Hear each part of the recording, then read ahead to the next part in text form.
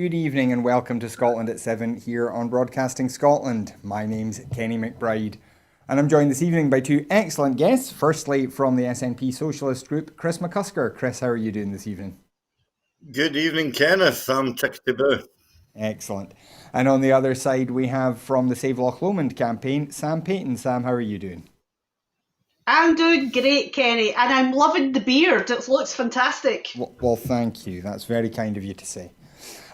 We start this evening, as we always do, with our coronavirus update. And as of 2 p.m. today, a total of 871,685 people in Scotland have been tested through NHS Scotland labs and UK Government regional testing centres. Of these, 829,000 were confirmed negative and 42,685 were positive. There were 1,429 new confirmed cases of COVID-19 in Scotland today, and sadly 15 new reported deaths. This will of course be an underestimate of the total number of cases, as not everyone with the virus will display symptoms and not everyone will necessarily get tested. We do urge you though, if you are showing new symptoms of a new dry persistent cough, a fever or a change in your sense of taste or smell, then do please book a test as soon as you can. Of the people who have tested positive, there were 570 people in hospital last night, 49 of whom were in intensive care. And the number of patients in Scotland who have died from complications caused by the coronavirus infection now stands at 2,557. This number only includes those who have died in hospital having received a positive test for the virus. The latest UK daily figures available show that 43,155 patients who tested positive for COVID-19 have sadly died from their illness, an increase of 137 since yesterday.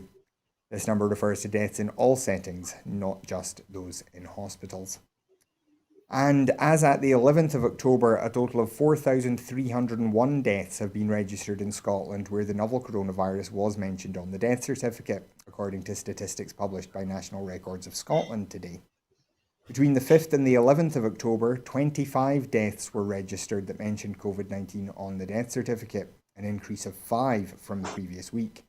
However, this is 3 fewer deaths than reported in the Scottish Government's daily briefings for that week. To put these statistics in context, the total number of all-causes deaths registered in that week was 1,065, which is 1% lower than the average over the previous 5 years. Analysis into other factors again showed that those in the most deprived areas were twice as likely to die with COVID-19 as those in the least deprived areas. Also, more than 9 out of 10 deaths featured at least one underlying condition, with almost a third of deaths occurring in patients already living with dementia or Alzheimer's, while around 13% had ischemic heart disease. And before we go on to the rest of today's news, just a wee reminder that if you want to join the conversation here, you can do so on Twitter by following us at Broadcast Scot and using the hashtag Scotland at 7. And you can see there, we'll be flashing some of those tweets up on the screen as we go through the show. But in our top story tonight, a new Ipsos Mori poll conducted for STV shows that of those expressing a view, 58% of people would vote yes in an independence referendum, and that the SNP are on course to win a historic majority in next year's Holyrood election.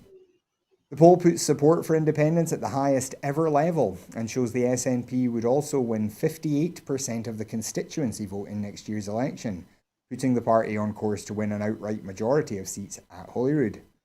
Commenting on the poll, SNP Deputy Leader Keith Brown said that it showed that independence was now the settled will of the majority of people in Scotland. The poll shows strong support for the leadership of Nicola Sturgeon, with 72% saying they're satisfied with the job she's doing as First Minister, a net approval rating of plus 49. The poll also finds a majority of people in Scotland feel Boris Johnson definitely should grant a new independence vote if the SNP win a majority of seats in next year's election. So Chris, I think I'll come to you first on this. Does this poll show that there is now a settled will in favour of independence, do you think? Maybe not a settled will, because you're never going to get a settled will when people are polarised between independence and the union. People are always going to have their argument for the union, and they are quite entitled to do so, as we are also quite entitled to argue for independence. You know, these people who chaff on about, well, you know, you had your vote and that's it, get back in your box and, you know, just let it go. But, you know, like, democracy is an ever-changing element. It's not a once-in-a-lifetime choice, democracy, that is. And this fallacy that was purported by the unionist side of everybody said it was once in a generation and all that. It's, you know, complete tosh. That, you know, whole sentence was taken out of context. And, you know, I look back to my favourite saying at the time was that basically, you know, the National Lottery say that, you know, it's a once in a lifetime chance to win the jackpot. But then that doesn't preclude you from putting a ticket on the very next day. So, you know, if you apply that logic to the fact that we've lost the independence vote twice since 2014, we're perfectly entitled to have it again. Bearing in mind, of course, obviously, that things have dramatically changed. You know, we had the lies of 2014. We then had the that was obviously borne out in the 2016 Brexit referendum, and now we're just seeing day by day, we're just seeing lies upon lies upon lies, which are coming to fruition through, you know, the Brexit negotiations, through Boris Johnson's desire to break the rule of law, and also break the rule of international law as well, changing the goalposts with regards food standards and all the rest of it. I'm sure we'll go into that as well. And you know, it's no, it should come as no surprise. The headline in the National today was basically saying that the bombshell poll reveals that 3/4 of Scots are actually ready to vote yes if they believed. Well, Chris, you know, Chris, they would be better off. We are about to come on to that because that's actually a different poll. So we'll come on to that right now. Another new poll has revealed that an overwhelming majority of Scots would vote for independence if they were convinced that it would be good for the Scottish economy, with 57% agreeing that independence will be good for the Scottish economy. The poll conducted by Survation for Progress Scotland revealed that 74% agree that control over all decisions affecting people in Scotland should be made by the Scottish Parliament, rather than at Westminster. And nearly 3/4 of Scots believe Holyrood should decide the country's future relationship with the European Union, according to the survey. So Sam, this poll shows up some really interesting figures. As Chris said, 75% of people saying they would vote for independence if the economic case was right. 74% saying that basically all decisions about Scotland should be made in Scotland. And yet we're still only seeing sort of independence support in the mid to high 50s now. What do you think is missing there? Well, put it this way, a wee bit of truth, a wee bit of honesty maybe, in the sense of the polls, because we all know, you know, the polls don't really, they can be manipulated to what they, I mean, they're quite happy to show that independence is rising, but they don't want to show it too much. Because at the end of the day, it strengthens our case for independence. So when they're doing these polls, they've got to be careful and keep the numbers slightly down. But we all know independence, the need for independence is rising. We know that in our own communities, just talking to people, just out and about. You know, you can see it in people who voted no 2014 have now clearly seen the lies for what they are, and very strongly want independence. And even up until February, March, there was a lot of people that I know who were strong advocates for the union who have now completely changed their mind because they see the struggles that we have. The struggles we have in Scotland is very clear for everyone to see in terms of what fiscal powers we have. We can't borrow. And everything, we've got to sit back and wait and see what Westminster's going to do and what proportion of the funding they're going to give us first. So we're always in the back trail. And it's very apparent the cracks in the union is very clear now, very, very clear for people to see. There is no hiding it. You can't put a sticky plaster on it anymore. So, yeah, I think the STV poll has been a little bit devious in saying only, was it 58%, Kenny? Yeah.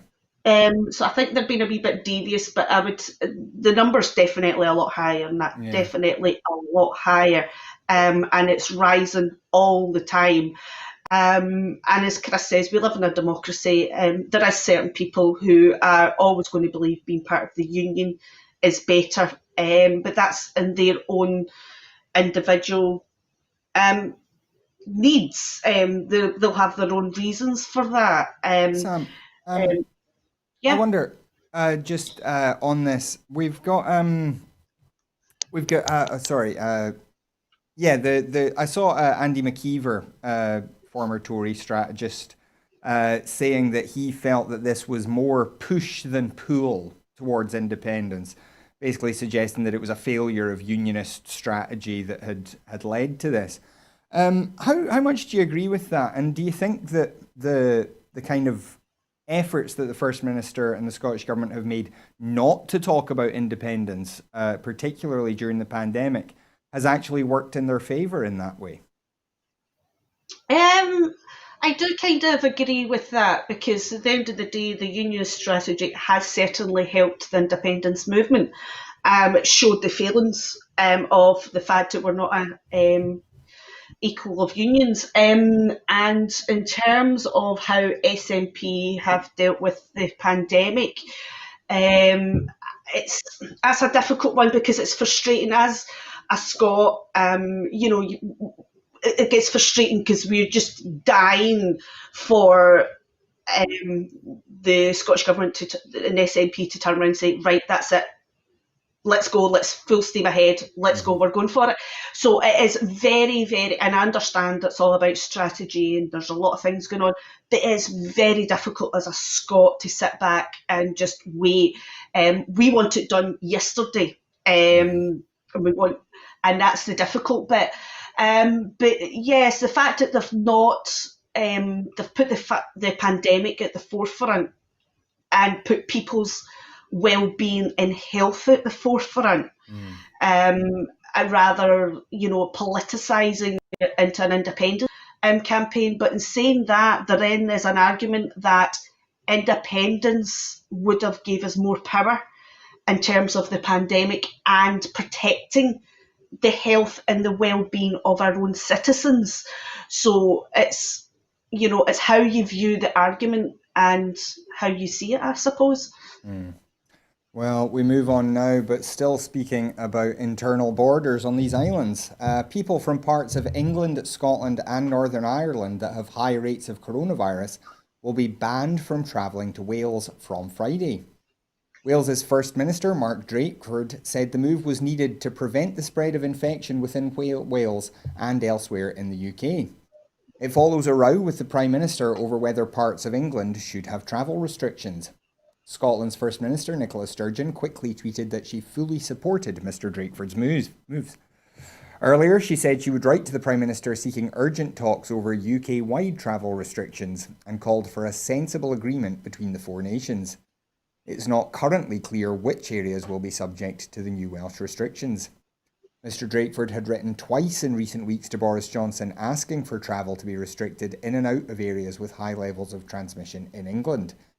The UK government has refused to do so, instead asking people in the Liverpool City region to avoid non-essential travel. The new rules will come into force on Friday at 6 p.m. So, Chris, is this the Labour Party in Wales pursuing a vile separatist agenda? Never. Actually, quite like that. I actually, one of my friends commentated from Wales. Is councillor Glenn Swigler, and he basically said, "How many times is Mark Drakeford going to ask Boris Johnson if he can shut the borders?" I think this is about the fifth letter that he's written, as far as I'm led to believe. And, you know, he has got a point, but like Scotland, he hasn't got any authority, really. You know, you can be the First Minister of, I don't know, make up a country. But at the end of the day, it is the English government that is in charge. And what they want to do is they want to centralise everything to Westminster. And basically, whilst they're, at their dining table of, with the stag's head on the table and eating grapes and things like that, decide as to, whether they're going to let the various counties, the various regions, if they're going to have, any such leeway. They are going to think about the counties and the regions long before they think of the devolved competencies. And it's actually strange because we see that Northern Ireland has gone the furthest out of the whole devolved nation, and yet there's people in Scotland still want to hit Nicola Sturgeon over the head with a big stick because, she's closed half of the pubs. When you bring that into the round, and particularly when you're looking at Wales, and people talking about travel bans and stuff like that. Remember that we've got up in Scotland, the October week is generally where people flock down to Blackpool. They are obviously, I'm going to bring football into this. They are talking about the fact that people are going to travel down to Blackpool in order to watch the Celtic Rangers match. But more so than that, they're actually talking about the fact that bookings have actually taken up in Blackpool for the actual October week. And what people do when they go to Blackpool, because I've done this myself, being an ex-constituent of Liverpool, that you naturally migrate to North Wales. Do you know what I mean? It's only excuse me, it's only about 50 or 60 miles to Colwyn Bay, a further 20 miles on to Llandudno. And you've got some beautiful scenery there. You've got some lovely pubs and stuff like that. Plenty of interesting cultural things to go and visit. So it is a natural magnet. And I can quite understand why Mark Drakeford wants to actually close the borders down. If you remember the likes of 2 or 3 months ago, people were clamouring for the borders to get shut down in Scotland. And Nicola has, done everything to avoid that question, because I believe, honestly, that she has got the right to do it under, the welfare of Scotland's health. But is that just a step too far? It's obviously a judgment call. But it'll be interesting to see if Northern Ireland and Wales go further than Scotland at the moment, because if they do, then the right-wing media within Scotland will have to stop beating Nicola Sturgeon around the head with a big stick. Yeah, it will be interesting to see. I think the First Minister is planning to make announcements tomorrow. We'll just have to wait and see what those announcements are, though. Well, we move on now, and the SNP has written to Boris Johnson and Rishi Sunak demanding an urgent U-turn on Tory plans to cut universal credit and scrap the furlough scheme, warning that the Tory government is taking the UK towards mass unemployment and soaring poverty. Ian Blackford, who has led calls to make the £20 uplift to universal credit permanent and extend the furlough scheme into 2021, said the new restrictions being imposed across the UK made it imperative that the Prime Minister and Chancellor finally see sense. The SNP's Westminster leader has consistently called for measures to support workers and unemployed people over the past 6 months, but has been repeatedly rebuffed by the PM and the Chancellor, who have also refused to devolve financial powers, preventing the Scottish Parliament from taking such action for Scotland. On Tuesday, new analysis from the Office for National Statistics revealed that the UK unemployment rate grew to a 3-year high of 4.5% in the 3 months to August, compared with 4.1% in the previous quarter, while redundancies have risen to their highest level since 2009. The number of redundancies is expected to rise further if the Tories scrap the furlough scheme this month as planned, with analysis from Citibank suggesting unemployment could hit 8.5% in the first half of 2021, the highest level since the 1990s.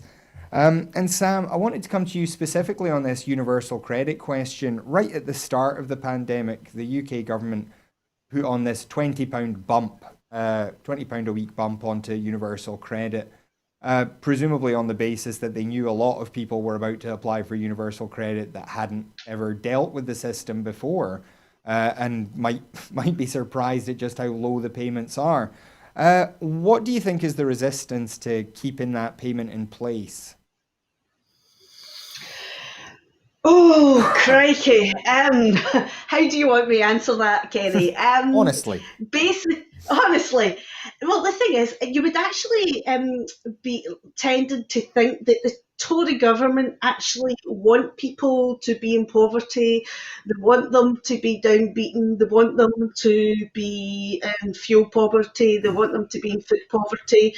Now, surely our government wouldn't want our citizens to suffer like that. But it seems to be the way they're going. To remove that £20 is not a lot of money, but it's a matter of putting gas or electric in your meter, buying a loaf of bread, a couple of loaves of bread, a couple of meals. It is a lot of money.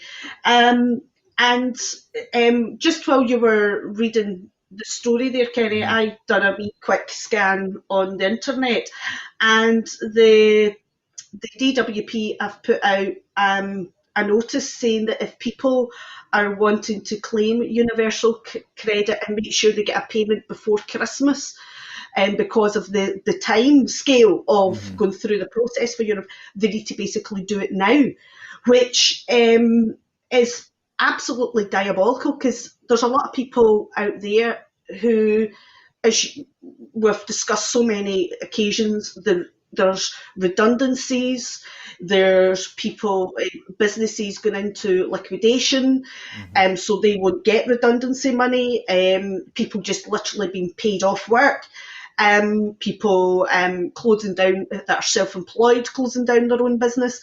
So if these people, if this happens, say near the end of the month or going into November, they're not guaranteed a payment before Christmas. Yeah. Their payment due to the holidays, bank holidays and things like that with Christmas, they're looking at getting a payment round about January. And that's just, that's just unthinkable in this day and age. And we're meant to be, this civilised country. But we treat our citizens like this. It's just absolutely appalling.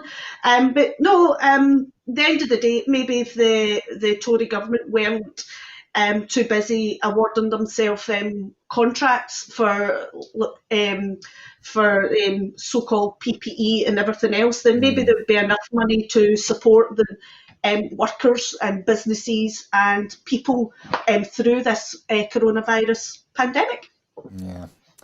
Well, we move on to our next story now. And today, the SNP's Shadow Home Affairs and Justice Secretary, Joanna Cherry MP, will lead a Westminster Hall debate calling on the Lord Chancellor to uphold his oath to respect the rule of law, as the UK government prepares to abandon this principle once again by pushing through the Internal Market Bill. The debate comes almost a year after the UK government suffered a defeat in the Supreme Courts of Scotland and the UK when Boris Johnson's prorogation of Parliament was ruled unlawful. It also follows the UK government's Scottish law officer's letter of resignation, in which he said it found it increasingly difficult to reconcile his obligations with the UK government's policy intentions. As well as the Internal Market Bill, which breaks international law and will undermine the Good Friday Agreement and the devolution settlement, there are currently two other bills before Parliament that Ms Cherry warns are unprecedented in legal terms: the Overseas Operations Bill and the Covert Human Intelligence Sources Bill. So Chris, I'm sure you have fairly strong feelings about all of these pieces of legislation. What difference do you think Joanna Cherry can make with this kind of debate, or do you think some of these matters are going to have to be settled in court? Well, for a start, what can I say about Joanna Cherry that hasn't been said before? She's an assiduous MP. She's a conscientious QC, and she is, if I go one step further, she is like a dog with a bone. She will just not let it go. And it's because she is inherently right.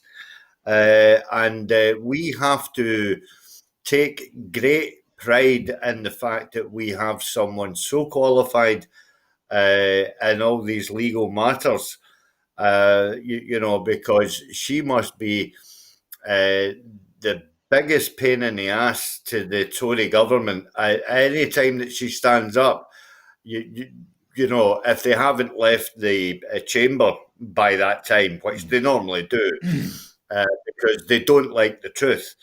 But any time that Joanna does actually stand up and tell them what's what, they inevitably have a very, very sheepish look on their face because she is, as I say, speaking the truth. The other points as well have got bigger ramifications, for anybody who is interested in humanitarian issues. And I would actually suggest to the viewers that you should go onto the Parliament website and look up through the library and go into the Westminster Hall debates, because, again, I was hoping to touch on it in the last piece that we covered about Ian Blackford when he was talking. He was basically suggesting that UBI is the way to go. I think we've discussed that many a time. But going back to the Westminster debates, Ronnie Cowan had a Westminster debate this morning, which was all about UBI as well. Yeah. So, the information is there. I would urge people to go and research it and actually watch it, because it's absolutely fascinating stuff. It's not just about, what actually happens in the chamber. These backbench parliamentary debates are very, very important, and you get a hell of a lot of information out of them. So, best placed person, as I say, undoubtedly is Joanna, and she will. She will bring a certain amount of embarrassment to the UK government. Whether she'll be able to change anything, because the UK government are well versed in just throwing Scotland a deaf ear, as everyone knows. But she will put them into some serious awkward positions that will, really make them squirm. Well, I'm sure people will now be rushing to the Parliament website now on your recommendation, Chris. But we move on to our next story now. And the EU and UK are set to prolong Brexit talks past a mid-October deadline set by Boris Johnson in order to bridge stubborn gaps holding up a new trade agreement, according to a number of sources and published documents. As the year-end deadline for a deal with the UK approaches, EU leaders meeting on Thursday and Friday will tell their chief Brexit negotiator Michel Barnier to step up talks to get a deal by January the 1st, according to a draft of their decision. UK negotiator David Frost is then expected to tell Prime Minister Boris Johnson if he thinks it is worth continuing the tortuous negotiations and whether a deal on everything from trade to transport and energy cooperation is achievable in time. Frost is reportedly confident that a deal is possible, albeit very difficult. The EU summit is set to conclude that progress so far is still not sufficient to seal a deal and will also step up preparations for an abrupt no-deal outcome. Sam, Boris Johnson had said he wanted to know by tomorrow that a deal could be done, if not, actually have it done by tonight. Do you still get the feeling that a deal is going to happen? Are these noises positive sounding to you? I'm sorry, Kenny, I'm going to be negative here, and I hate being negative, but I don't believe a deal is going to be done, and I'm sticking with what I've said all the way through the year. Boris Johnson is going for a no deal, and he is pushing for a no deal, and I think that's the way we're going. He will do the what's the word? Brains went blank. He will do the razzmatazz and everything to make it look as if they are trying to get a deal. But I don't think there is going to be a deal. I think we're going to be leaving the EU with a no deal. Chris, what about you? Are you any more hopeful than Sam? Absolutely not. And when the government source, who is never named, but we always know that it's Laura Kuenssberg anyway.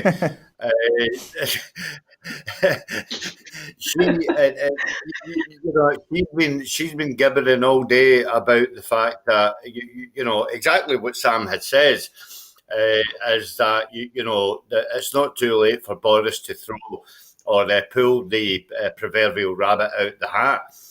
The unfortunate thing is that whatever deal that Boris comes back with, a word just jumped into my mind there, but I thought I better not and actually stick with a burach.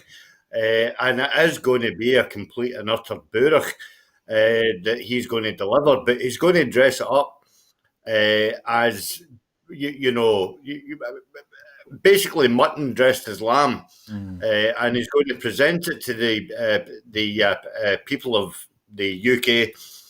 And unfortunately, some people in the UK are going to see it as mutton dressed as lamb, but other people are going to be, jumping for the mint sauce, such as their relish for independence, shall we say, and autonomy from the EU. And what they have to do is they have to look at the bigger picture and see exactly how polarised England has now become. We've already seen that the Garden of England, such as the county of Kent, beautiful country that Kent is, it's got some stunning scenery in it, but it's going to be turned into a concrete jungle. And in these concrete jungles, there are going to be umpteen Farage garages, which are going to be housing all the trucks that cannot get to the EU for love nor money because of the exorbitant amount of red tape, paperwork, call it what you like, you name it, it is going to be a riot, an absolute riot. And the reason that they have blindly voted for this and blindly pursued it is, and it is really ironic, is because they want independence. Yet, we're not allowed our independence, but they want theirs. The irony is absolutely, off the Richter scale. It really is. Yeah. Well, we move on now, and we're staying at Westminster, though, where SNP MP Anne McLaughlin has challenged the Prime Minister to launch an investigation into why people across the UK are suffering debt and hardship and still waiting for compensation from missold Green Deal schemes approved by the UK government. The UK's Green Deal was supposed to give people the opportunity to pay for energy efficiency improvements through savings on their energy bills. However, some firms approved by the UK government have been accused of abusing the scheme and using heavy pressure sales tactics to sign homes up to 25-year contracts. As a result, people affected by the tactics have been saddled with debts they simply cannot afford ever to pay off. SNP MPs have repeatedly urged the Tory government to act over the scandal, but have so far been met with a wall of silence. The UK government's Department for Business, Energy and Industrial Strategy is responsible for the Green Deal and complaints from affected consumers. Sam, I have to confess this wasn't a story I'd heard about until Anne McLaughlin raised this today. It's really quite atrocious, isn't it, that companies are getting approved by the government to provide these services and are then effectively scamming people into these contracts they can't afford to pay. What I'm going to say, Kenny, might not come as a surprise, but are you surprised this is the UK government who seem to be very good at approving companies that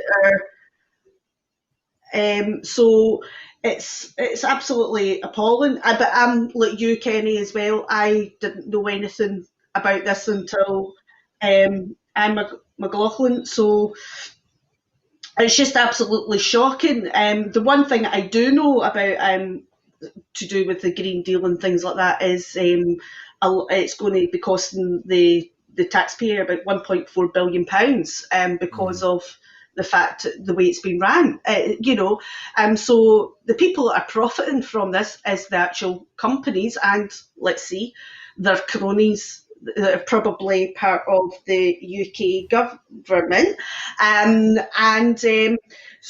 but normal people are once again going to be out of pocket and being scammed, and it's disgusting. And yeah, they need to be held accountable, and whoever is vetting these companies or the process needs to be held accountable as well. And these companies should be made to pay back people the money that they have scammed out of them. Yeah, absolutely. Well, we move now across the Irish Sea, and Northern Ireland is to introduce the strictest COVID-19 restrictions seen in the UK since early summer, closing schools for 2 weeks and shutting restaurants for 4, First Minister Arlene Foster said today. We do not take this step lightly. The COVID transmission rates must be turned down or we will be in a very difficult place very soon indeed, Foster told the Stormont Assembly after announcing the measures. The closure will affect the entire hospitality sector, with the exception of takeaway and delivery services, and will double the October school holiday from 1 week to 2. Under the measures, retail will remain open, but close contact services, such as hairdressers and beauticians, will be closed. The Irish government will consider whether to respond to the new measures and impose additional restrictions in areas close to the open border, where infection levels are also very high, Taoiseach Leo Varadkar said early today. Ireland has had stricter restrictions in place since last week, with all indoor restaurant dining and non-essential travel banned, but Varadkar said more measures may be needed. Northern Ireland's Health Department reported 863 new COVID-19 cases on Tuesday and 7 more deaths, meaning it has had 334 cases per 100,000 people in the last 7 days. Chris, I mean, Northern Ireland had been doing a really excellent job in this. It's not something that we've had a lot of discussion about either on this show or in much of the rest of the media. But they had been doing really, really well until just this last couple of weeks. Is this just the effect that we saw in Scotland and subsequently in England and Wales, where when schools and universities went back, it was kind of inevitable that cases were going to rise? Yeah. I think that's absolutely correct, Kenny. And I was chatting to one of my neighbours today about this, and the rise of children, school children, actually becoming unwell with, the at least the symptoms of flu, if not COVID. Is actually, exponentially rising. And when you have people in, a closed environment, shall we say, then it's inevitable for that, virus to easily spread. Now, this would probably, give some credence as to why they want to close down small cafes, some fitness centres and stuff like that, and all the rest of it. However, it doesn't lend a great deal of credence. I know I'm very predictable, but I'm going to go back to football. But it doesn't lend a great deal of credence as to why they can't let 15,000 people into a football match. Bearing in mind the fact that some stadiums can hold up to 60,000. Mm-hmm. So, you have that fine balance, and that's what Nicola has said all along, is the fact that it's a fine balance. Now, Nicola, again, has painstakingly pointed out that, for the children's well-being, it is better to have them in that school environment than, not have them at all. However, now that we see that Northern Ireland are prepared to close down for the 2 weeks of the October, which is the sort of like normal 2-week holiday, but they're willing to go one step further and actually close for a further 2 weeks as well. And with that, they are also proposing to close down an awful lot of hospitality outlets, and try and sort of like tackle it that way, because, as you quite rightly said, within the last couple of weeks, the COVID rates in Northern Ireland have more than doubled what they are in the likes of the mainland.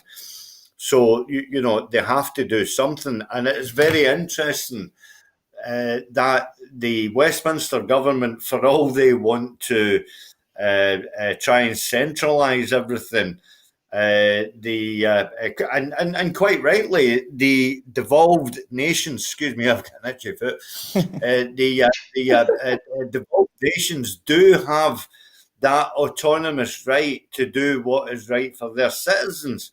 Mm-hmm. And I would be a hypocrite to turn around and say that the control and administration, be it Labour in Wales and it's a shared coalition in Northern Ireland. But whatever that devolved nation decides upon, then that is basically what should be enacted. Mm. And what grinds my gear, what really rips my knitting, is the likes of Douglas Ross and Willie Rennie, and they're all saying we should be following England. Mm. They only want Scotland to follow England so that we can't turn around and say, well, we're actually performing better than England. Yeah. Do you know? But they don't point out what is happening in the other devolved nations. Yeah. I just wanted to turn to Sam quickly on this, because right at the beginning of the pandemic, I do remember reading that the Irish executive, as Chris said, it's a coalition between the DUP and Sinn Féin. They had been under a lot of pressure from DUP supporters, the kind of unionist community, to do everything the way London was doing it. And they were getting a lot of pressure from the Republican side to do everything the way Dublin was doing it. And as it turned out, they sat down and said, let's do what works for us. And there hasn't been that same kind of political pressure that we've seen in Scotland, and to a lesser extent in Wales.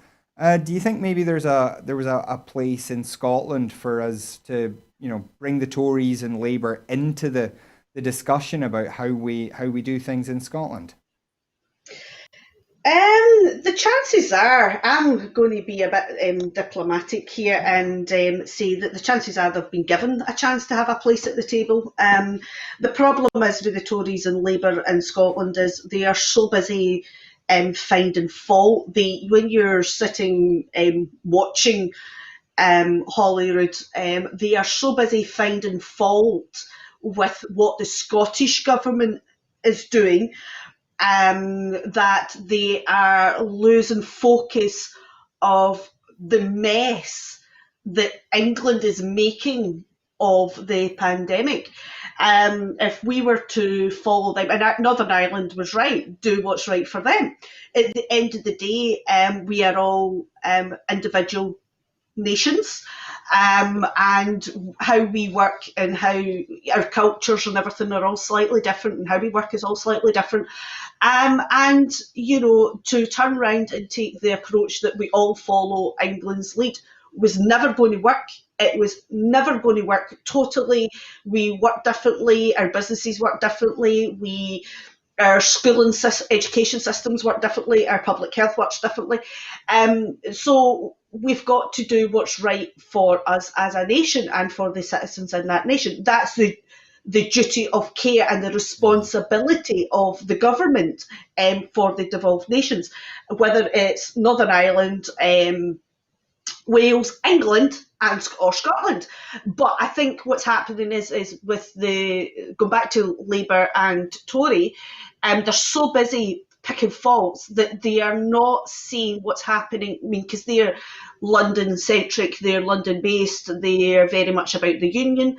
They should be questioning what's going on in terms of the UK as a whole, and where it's going wrong. There is so many, like, for instance, the financial support for people, universal credit, going down that line, they should be focusing on that, right? Come on, but no, they have jumped on the bandwagon to politicise and totally undermine everything that the Scottish Government's doing. Yes, the Scottish Government have made mistakes. They've not done everything right. At the end of the day, nobody's going to sit here and say they've been perfect. Everyone's made mistakes. There's things in hindsight that we could say could be done differently or better.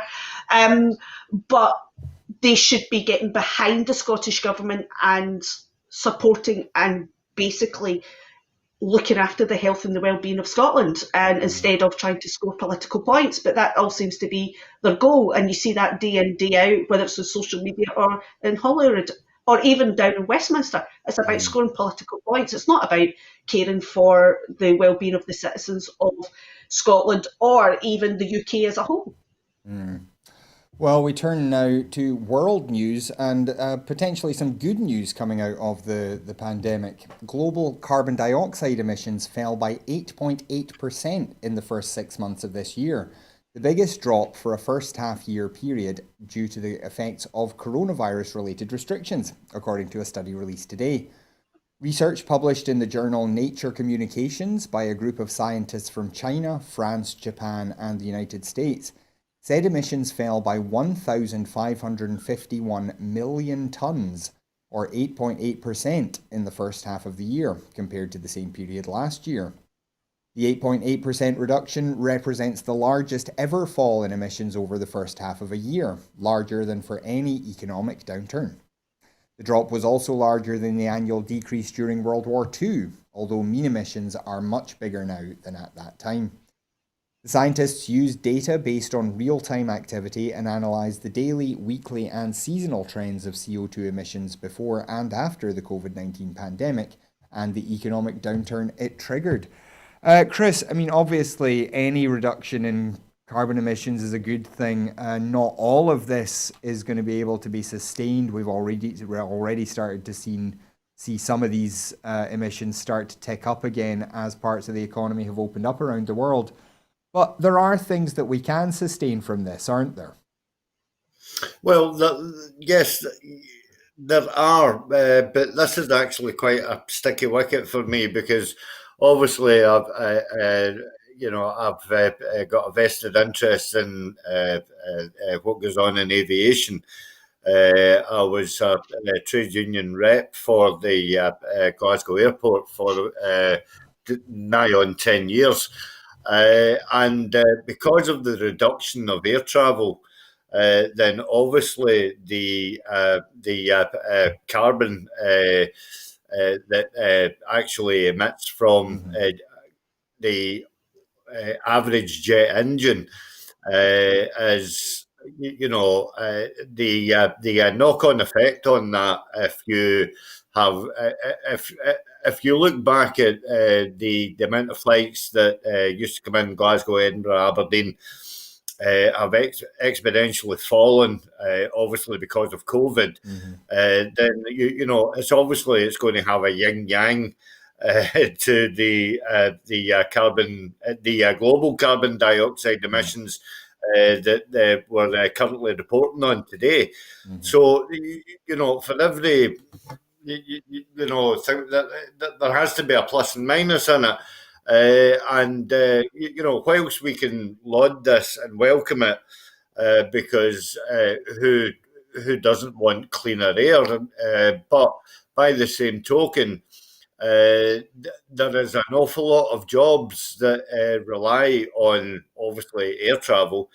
The ancillary jobs that are attached to airports, not just in Scotland, but globally around the world.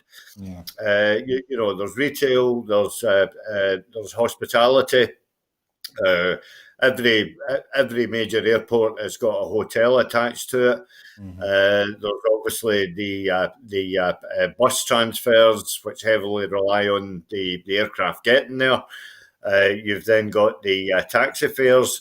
And when you're talking about buses and taxis and stuff like that, then obviously they haven't been running either. So therefore, there's been a reduction in the emissions on the road as well. And when you replicate that globally, it is actually, inadvertently, helped to arrive at this figure that what we're discussing today. So it does come at some penalty, as welcome news as it is. Yeah. Obviously, the economics is a different story, but we do move on now to our final story of the evening. Scottish veterans can now benefit from a new rail card, which not only allows a 34% discount on travel, but also sees an introductory discount scheme. The Veterans Rail Card, being introduced for purchase from today, initially priced at £21 per year, allows holders to travel across the country at reduced fares. And to encourage uptake, the Scottish Government is also funding a further discount scheme whereby anyone resident in Scotland registering between now and the 31st of March next year will be eligible for a £6 rail voucher, making the effective initial cost of the card just £15. So, Sam, does this sound like a good idea to you, giving cheaper rail travel to former military? Yes, it does. At the end of the day, they do provide depend whether you agree with the military or not, they do provide a service and they are there, and a lot of them forfeit family life and everything else. Yes, they choose it, but there's when they come out into civilian street, then it's a different world to them and for what they're used to. So it's a good thing. It gets them out and about, and also for their mental health and mental well-being, because we know there's a lot of issues regarding with ex-military regarding their mental health and well-being. But it would also, I'm going to say, I would like to see it for does it include the military wives as well? Somebody that's a former military wife, does it include the military wives? I'm not sure. I don't know. Because the military wives do also sacrifice and put up with a lot as well. But it's a good thing. It is really good. I know my neighbour who runs a veteran association charity. He will be absolutely delighted with this, because a lot of the time it's travel, when people are wanting to visit family and things, and especially if they've got PTSD and things like that. So that will certainly help a lot of veterans out. So it's a good news story. And Chris, we've just got a couple of minutes left. We've seen obviously older people have access to free bus travel and reduced fares on the trains. We're seeing young people now after the Greens pushing for it, getting access to free public transport. Do you think we're on the path to perhaps making public transport free at the point of use for everybody? Well, I mean, why don't we just call Scotland Luxembourg? We could learn a great deal from our European partners and neighbours. That so many countries in Europe do actually have free travel, or at least very heavily subsidised travel. Mm-hmm. And that travel is obviously very, very green. And it doesn't actually cost an awful lot of money to run it. Mm-hmm. And the majority of countries that I'm thinking of, the likes of the likes of the Czech Republic and Poland and stuff like that, they are not run for profit companies. And that's what we need to be looking at going forward. Going back to the veterans and stuff like that, I would like this to go a wee bit further. My elder brother is ex-army, and so he will benefit from this. However, I won't benefit from it because I'll need to pay full price, being his carer. And we can get into the whole realms of the fact that it's disadvantaging carers. But as welcome as this is, it goes a small way, because as correctly as Sam points out, it's not just the veterans, but it's also the wives of veterans and also the families. Yeah. But a great amount of inroads have to be made into the looking after of our veterans, because quite an awful lot of them, as Sam quite rightly says again, suffer from PTSD, from mental health issues and trauma, and some of them actually end up in the street. Yeah. So, the government has got a duty of care to those veterans to actually look after them properly. And as I say, that will go a small way to possibly, giving them a path to, at least get around the country. Absolutely, yeah. And I mean, just a few weeks out from Armistice Day, it is always worth remembering the sacrifices that some of our military have made for us.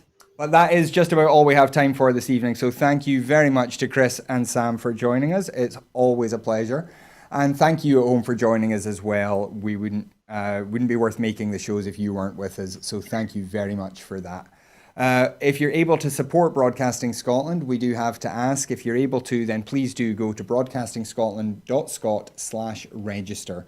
Sign up there as a supporter, and your £5 a month is what helps us to make programmes here at Broadcasting Scotland. We want to build a bigger, better broadcaster for Scotland, and we can only do that with your financial support. So if you are able to, then please do help us out. If you're not able to support us financially, you can still be a big part of things here. We will always make the free shows free to view online, so you will always still be part of the family. But you can also help us by following us on Twitter at Broadcast Scot, by liking our Facebook page, by subscribing to our YouTube channel, and by clicking the bell icon while you're there so you get notified when a new video comes up. And then share these shows around. Let people know why you support Broadcasting Scotland. You are our marketing team, and your word of mouth is how we get the word out about what we do here. So do please let people know that you watch Broadcasting Scotland.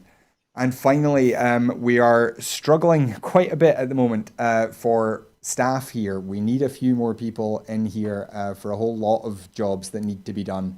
So if you're interested in getting involved here at Broadcasting Scotland, whether you have experience or you just want to gain some experience, then please do get in touch with us. There are roles in front of and behind the camera, and we'd love to get a few more people trained up and slotted into some of those jobs. It would make a big, big difference to the kind of things that we're able to do here.